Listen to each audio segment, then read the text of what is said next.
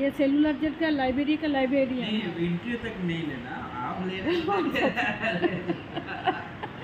तो ये लाइब्रेरी में कोई भी आके पढ़ सकता है कि যে কেউ এসে পড়তে পারে। এটা রেফারেন্স লাইব্রেরির জন্য कार्ड আলাদা করে বানাতে হয় না, कार्ड बनाने का ज़रूरत नहीं है। वैसे ही कौन सा किस टाइप का किताब ज़्यादा रहता है इस लाइब्रेरी में? Biography, history. बायोग्राफी जो उधर का जो विप्लवी था, मतलब रेवोल्यूशनरी था उनका वो भी है, जनरल इंडियन फ्रीडम फाइटर का भी है।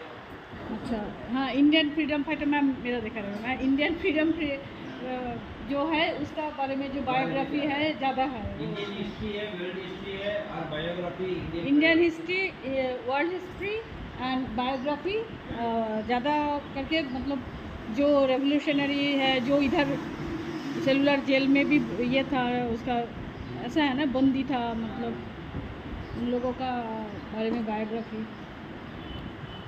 तो अच्छा मेरा এটা তো সবার হয় না সুযোগ লাইব্রেরিতে ঢোকার। আমার সুযোগ হচ্ছে আমি এখন লাইব্রেরিতে ঢুকে একটু পড়াশোনা করবো। পড়াশোনা ভিডিওটা তো আমি দিতে পারবো না, তো আমি আগের ভিডিওটা দিয়ে দিলাম।